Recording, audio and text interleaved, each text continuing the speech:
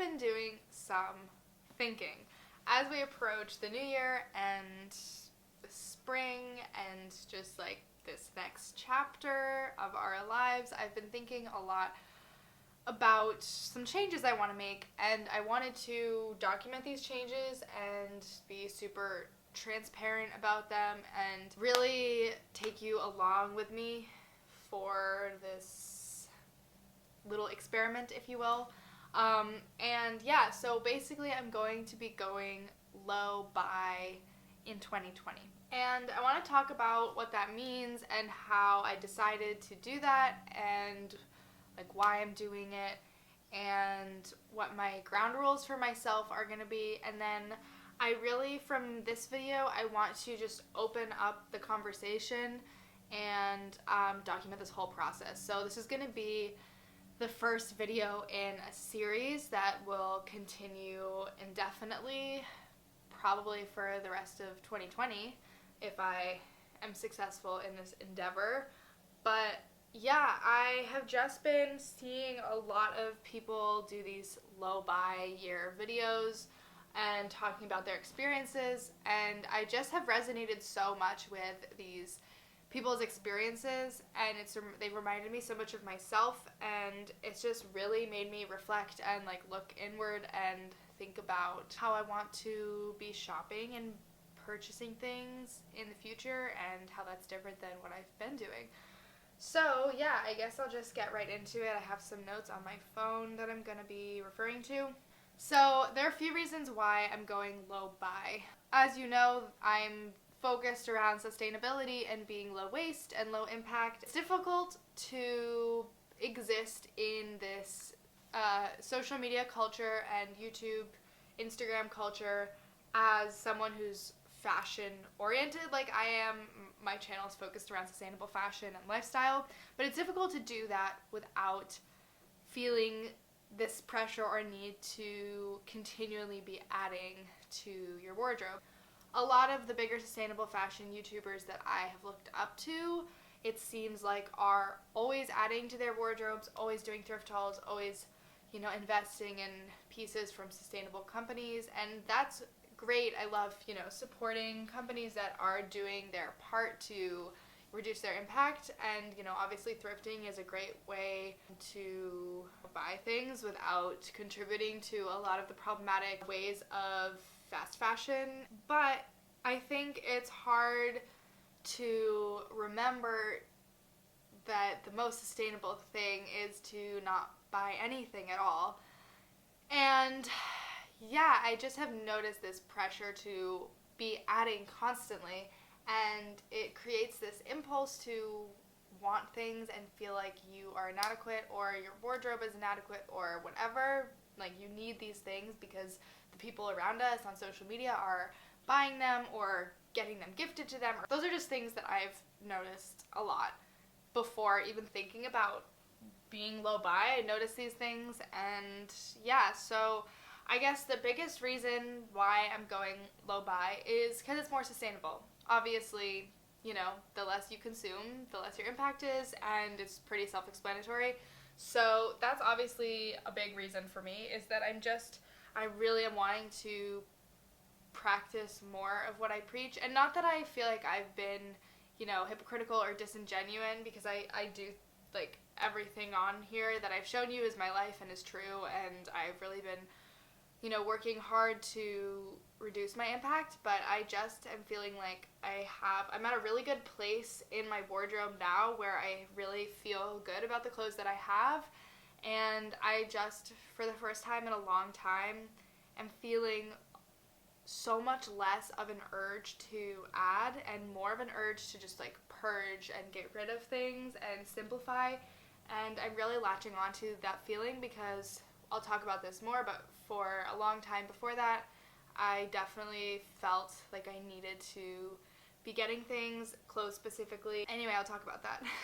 So the first reason is to be more sustainable. Second reason is to train my impulses and train myself to want less, which I was kind of touching on, but I do really feel like I want less than I did like a year ago or even 6 months ago. But I want to see where I can take that feeling and how far I can take it. And I've just been watching videos of people who didn't buy anything for an entire year, and at the end of that year said they felt so good and they stopped wanting anything and didn't want material things. And I just think that that is so powerful. And I think taking a step, obviously, like, we live in a consumer world, and that's not really something that we can just step out of completely, because to a certain extent we're bound by consumerism and we need to play into it a little bit. But I think there's just this idea and this feeling that we need to play into it more than we actually do. Like, the idea that it's hard to stop buying clothes, like, it's true. Like, it's hard because many of us have this impulse to feel like we need to be adding to our wardrobe and just be, collecting more things. But there's no reason to buy any clothes unless you need clothes. And I'm not saying that, like, for the rest of my life I'm not going to buy clothes for pleasure, because that would be disingenuous to who I am, because I enjoy fashion and I enjoy curating and I enjoy, getting new pieces.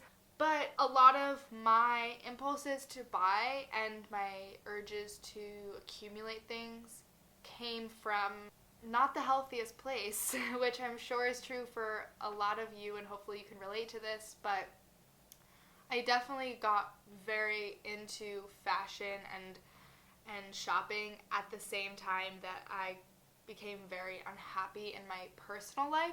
And that is a weird dynamic and duality, because on the one hand I feel like me getting into fashion was like a really fundamental turning point in me, discovering a lot about who I am and what I love. But it also came at a time when I was wildly unhappy in my life, and I used accumulating things and buying clothes to make myself feel stronger in my own identity at a time when I felt like I had no control over anything. So I guess I'm just trying to retrain myself because now I'm so much happier in my life, but I still have a lot of the same impulses that I created when I was unhappy. It's not anywhere near the extent that it was when I was really unhappy, but I think that I created these habits and now I just want to break them. So that was probably the longest way of explaining, but that's the second reason, is training my impulses and training myself to want less. The third reason I'm going low buy in 2020 is to force myself to be more appreciative of the things that I already do have. And I think that I am, like, much more appreciative now than I was a year ago about the things that I have, because I just feel a lot more content and satisfied with the things I have and less of an urge to buy more. But I want to really test myself and see how appreciative I can be, because it's so easy to take things for granted when you have the amount of privilege that I have and the ability to, acquire more things, and just, like, it's so easy to lose sight of the things that I do have. And I have some really great pieces that I want to cherish more, I guess. So yeah, the third reason is just I want to get more creative with my wardrobe and really develop a sense of appreciation for the items that I already own. The fourth reason I'm going low buy is to teach myself the difference between actually wanting something and wanting something to achieve that sense of immediate gratification. So I think in my past of overbuying and over thrifting and overindulging came from a need for immediate gratification. I think I would buy things when I felt stressed about my life or bored about, just whatever, like, the moment I was in. Or, like, if I saw somebody else that had something, it would spark this thing in me that would be like, I need it right now, and I would just, like, instantly buy it. And yeah, it's kind of embarrassing to talk about, but I think that it's so common. I think so many people use shopping and thrifting to, like, fill this emotional void, which I definitely was doing for a long time. During that time of doing that, I didn't really, like, truly want any of the things. I mean, I didn't need any of the things I bought, but really I didn't even want them. A lot of the times I would buy something on, like, Depop or Etsy, and I would see it, feel like I need it, buy it, and then by the time it actually came in the mail, I would forget that I even ordered it, or I would open it and be like, this is fine, I guess. But rarely did I see things that I actually wanted, and I think I didn't give myself enough of a chance to test that. And I think a great way to test that is to wait. And my justification for not waiting was that, in the world of thrifting and Depop and Etsy, you can't always wait because usually there's just one of whatever you're looking at, and if someone else buys it, then it's gone. And I've definitely had remorse over not buying things because then someone else buys them and I wish that I had them, whatever. But I think it's a really good practice to learn to see something that you want and wait. And if you still want it down the line, then it's a worthwhile investment. So I guess, I'm just trying to force myself to learn when I actually want something versus when I want that sense of immediate gratification, and just really separate those feelings and become more aware of when I'm experiencing them. And the last reason I'm going low buy is pretty simple, and that's to save money. As much as I'm in a super privileged position to have been able to buy these things and experience over shopping in my life, I'm not rich, and I'm trying to live in New York City, and it's hard, and it's especially hard like I was talking about, when it feels like everybody around you is always getting more things. So I really just am trying to save some money. I'm moving into an apartment in the summer, and I know that I'm going to want to, really put time and energy and love into decorating that space, and I want to set myself up to have a future that is sustainable and realistic, and I want to just limit the amount of money I'm spending on clothes, really, is it. So, I'm creating this budget for myself, and that's a huge reason, is that I want to save money. I'm going to talk about the rules that I've created for myself. I'm starting this challenge in January. I'm going to do this challenge for all of 2020, but I think the way I do it is going to shift and change over time. So, for the entire month of January only, I'm going to be deleting Depop, Etsy, Poshmark, and eBay from my phone. So getting rid of those, because that's a huge trap for me, especially Depop and Etsy.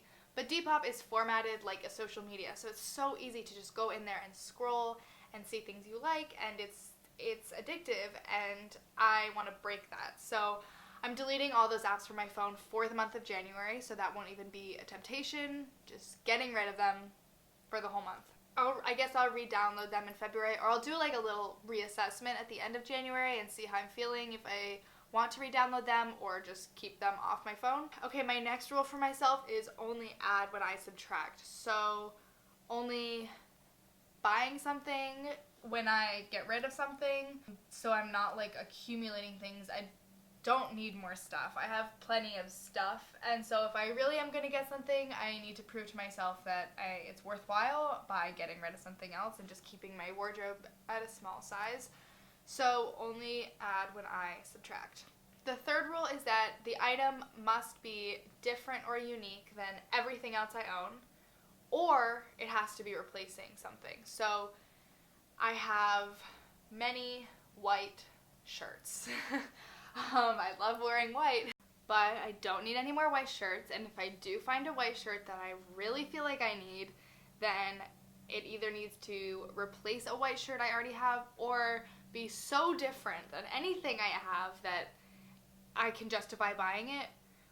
So anyway, that's just to kind of create that test for myself, is this really something that is worth adding to my wardrobe, or is it just something that is like everything else I have, and so I feel like I want it. And then my fourth rule for myself is that no more than 15% of my income can go to shopping. And this is going to shift when I move into my new space, and I'm going to need to decorate an apartment, so that's going to involve spending money. But as a base rule for just in general this endeavor, no more than 15% of my income can go towards shopping, and I don't make a lot of money, so that's a very small number. That way I'm creating this budget for myself, and then within that budget I have all these tests for myself to be like, do I really need this? Do I really want this? Etc. So that's what I'm doing. Those are my rules for myself. That's why I'm going low buy for 2020, and I really want to make this a continuous conversation. This is going to be a series, a playlist I'll make eventually on my channel, and my goal for myself is to do a little low buy check-in every month with you guys and tell you everything I bought that month, if anything, and talk about why I invested in everything that I bought that month, or why I passed up on things that I was tempted to buy, and talk about my experience and how my habits are changing and my impulses are changing. And yeah, I just want to take you guys with me along this journey because I think that it's one that more people should embark in, and I would encourage you to do this with me. So if you're gonna go low buy in 2020 with me, comment down below. I want to know. I want to support each other. We can be a little support group and help each other with this lifestyle shift. And I'll be doing updates on my Instagram as well, so go follow me on there. I'll put it right here. And yeah, let's just like keep each other accountable and be low buy and only invest in things we really need or really want. That's what I'm doing. I'm really actually pretty excited about it because I've been in such a binge phase in terms of clothes for so long now that I'm excited to be in like a neutral state and not be constantly acquiring more things. Thank you guys so much for watching. I know this video is probably pretty long, but I had a lot to say. I hope that you guys will stick along for this journey and join me, and we can do it together, and it'll be great, and I will talk to you guys in the next one.